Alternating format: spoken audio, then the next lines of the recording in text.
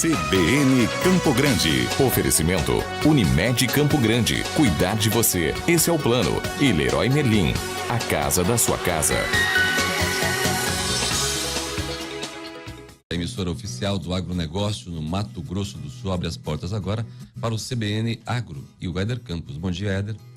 Olá, bom dia, Otávio Neto. Bom dia quem nos acompanha pela Rádio CBN, em especial o produtor rural, quem é do campo, porque o CBN Agro tem esse compromisso, levar para o produtor, para o homem do campo, as informações, tecnologia, mercado, decisões da política, a fim de contribuir para o desenvolvimento do setor, não é, Otávio? Exatamente, Éder Campos, esse é o nosso papel. E hoje eu vou bater um papo, vou conversar com o Alex Meloto, ele que é diretor executivo da Fundação MS, que está sediada em Maracaju, região sul aqui do Mato Grosso do Sul. E Maracaju é conhecido como a capital da integração lavoura-pecuária. E ali nós temos um evento muito importante, é o principal evento do agronegócio no início do ano, é o que abre o calendário do início do ano, que é o Showtech. E que a CBN já esteve lá este ano participando também. Tivemos sim. Nós estivemos lá acompanhando de perto as inovações, as tecnologias que impactam diretamente no aumento da produtividade. Embora o assunto nosso aqui hoje é um fórum que irá acontecer agora no dia 21 de novembro, lá no Tatersal do Sindicato Rural de Maracaju, que vai justamente trazer inovação em agronegócio. E para isso, nós convidamos o Alex Meloto, a quem nós cumprimentamos. Bom dia, Alex, tudo bem? Obrigado pela sua presença aqui na CBN Campo Grande. Bom dia, Éder. Bom dia, Otávio. É sempre uma satisfação estar aqui na CBN, especialmente hoje falando dessa pauta tão importante que é o Fórum de Inovação que acontece na próxima semana. Eu vi aqui que nós teremos, ou nesse evento, trará o Jonathan Mar, que é o presidente da Federação Brasileira de Plantio Direto e Irrigação. O Jonathan Mar também é um grande produtor de leite no Brasil, né? É uma referência para a produção leiteira no Brasil. Mas nesse encontro ele vem falar sobre plantio direto, é isso? Exatamente, Éder. O Jonathan é o nosso presidente, né? Presidente da Federação Brasileira de Plantio Direto e é um agricultor inovador, um adepto à integração de sistemas, como você bem falou, também é produtor de leite, produtor de gado de corte também e é um grande usuário do sistema plantio direto. Então, esse envolvimento dele com a tecnologia fez com que ele se tornasse para a gente uma grande liderança, inclusive no sistema plantio direto. E isso fez com que ele, no último ano, assumisse a presidência da federação. Então, ele vem ao fórum também como presidente da Federação Brasileira de Plantio Direto. Para fazer a abertura do evento, né? Exatamente. Bom, falando em plantio direto, tem um número de quanto hoje o Brasil produz grãos nesse sistema? Olha, Éder, nós acreditamos, esse é um número inclusive da Federação Brasileira de Plantio Direto, ao qual a Fundação MS participa, eu sou um dos diretores, que a nossa área agrícola brasileira chegou a 34 milhões de hectares em plantio direto. Sem dúvida nenhuma é a maior área mundial cultivada nesse sistema, que é o único na história da humanidade que devolve o solo melhor do que pegou. Então a nossa área tem crescido tanto quanto o sistema agrícola tem crescido no Brasil. Ainda hoje, Alex, eu acompanhava um blog que fala sobre, que discute assuntos ambientais, em especial o desmatamento da Amazônia, a produção a produção de grãos no Brasil e os impactos que a produção traz. O que tem sido feito ou pensado para mitigar, né, essas perdas, os impactos que a gente tem sobre os sistemas produtivos? Olha, Éder, o Brasil ele está na vanguarda em vários aspectos da sua afirmação, né? Primeiro, em crescimento de área agrícola e em segundo, de crescimento de área agrícola pautado justamente no não desmatamento, pautado na utilização das áreas outrora em pastagem e muitas vezes em pastagem degradada.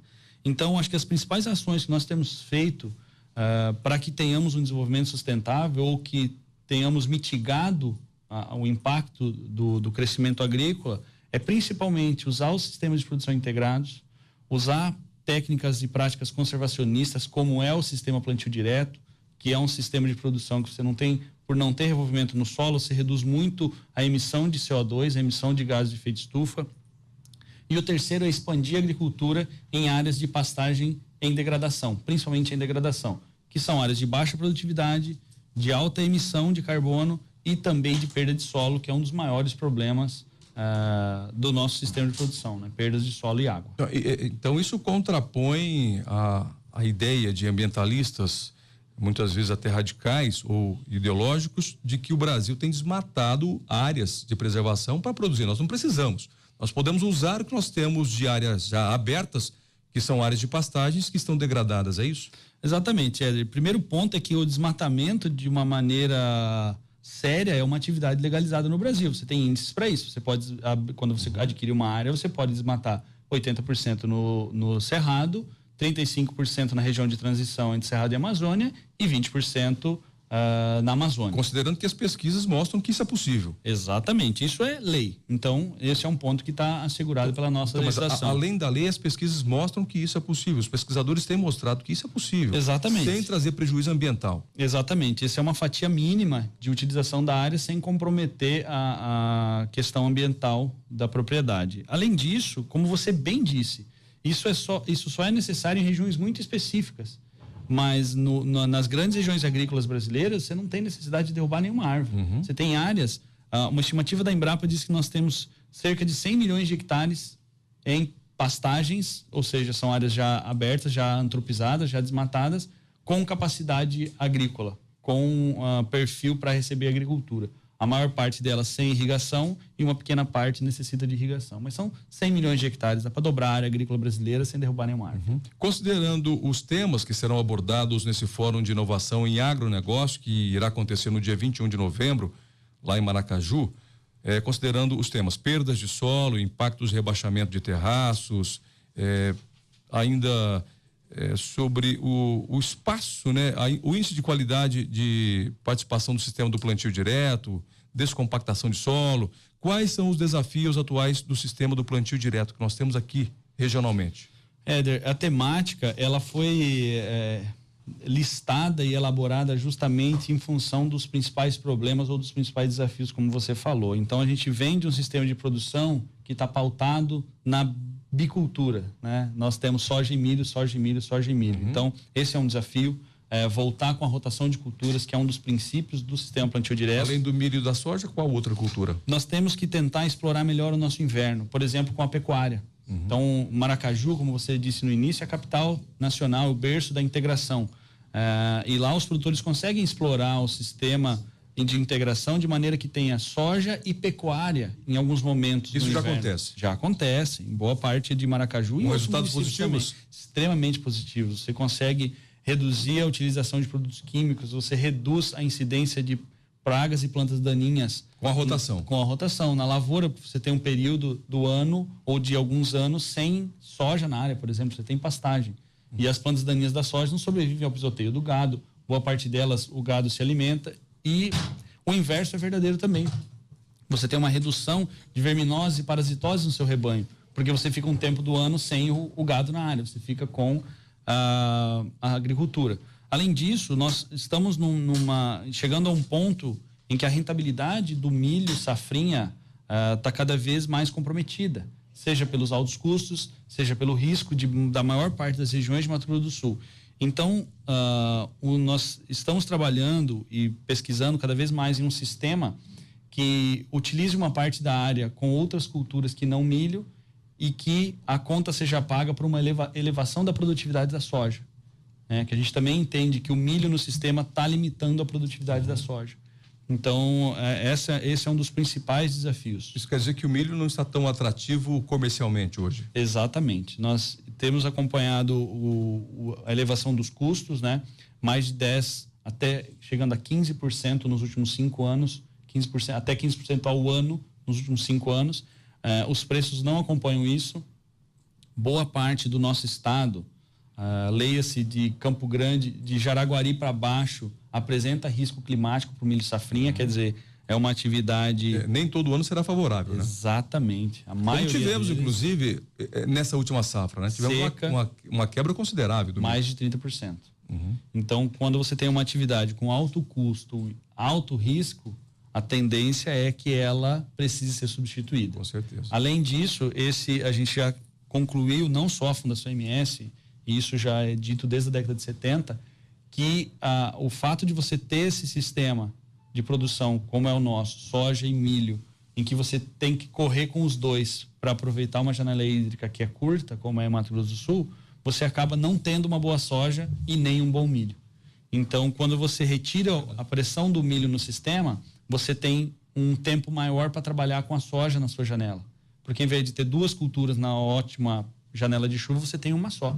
Então, você acaba conseguindo explorar melhor a cultura da soja e colhendo mais sacas por hectare. Entendi. Então, a ideia do fórum é discutir, então, essas viabilidades, essas possibilidades de o produtor ter renda, né, em período, como o período seco, período do inverno, tirando uma cultura que não está tão atrativa comercialmente para ele, mas colocando uma outra atividade, no caso a pecuária, que seja rentável, e isso somando-se à soja. Quer dizer, tem um ganho no verão com a soja e com uma atividade de menor risco no inverno. Seria isso? Exatamente. Além da pecuária, nós vamos falar bastante isso no fórum, são outras espécies vegetais para integração, para uso com o sistema de produção de soja, pós-soja, para uso no inverno. São espécies que não necessariamente são colhidas ou que têm uma cadeia formada para você colher e vender, mas que trazem inúmeros benefícios ao sistema, incluindo reciclagem de nutrientes, controle de nematóides, descompactação de solo, tudo para melhorar o sistema como um todo. O primeiro ganho é a produtividade da soja, sem dúvida nenhuma. Bom, quem está convidado a participar do evento? O evento é aberto ao público em geral, focado em produtores rurais, técnicos, pesquisadores, professores, acadêmicos. Ele vai ser um ambiente de debate bastante claro, objetivo e simples durante todo o dia 21. Tá. As inscrições? As inscrições serão feitas pelo site da Federação Brasileira de Plantio Direto ou no local do evento. Tá. O site é o FEBRA PD, é isso? pdp.org.br, Fórum 9, né? Fórum 9, tá certo. Bom, vai no Google, mais fácil. Procura a Federação Brasileira de Plantio Direto e Irrigação. Ali tem o site, você vai encontrar quem tem interesse em participar do evento no dia 21. 21 é terça-feira, né? É quarta-feira. Quarta-feira da semana que vem. Quarta-feira, começa que horas o evento? Às 7h30 da manhã. 7h30. E segue até às 15h40. Exatamente, vai ter almoço no local. Legal. Obrigado, Alex Meloto, diretor executivo da Fundação MS. E o Alex só reforça que em janeiro, teremos Showtech. Showtech que dias? De 16 a 18 de janeiro, Maracaju cedia a primeira grande feira nacional do nosso calendário, que é o Showtech. Legal, vamos voltar a falar desse assunto no outro dia. Obrigado, Alex. Obrigado, Éder, obrigado pela parceria e pelo espaço. CBN Campo Grande. Oferecimento Unimed Campo Grande. Cuidar de você. Esse é o plano. E Leroy Merlin. A casa da sua casa.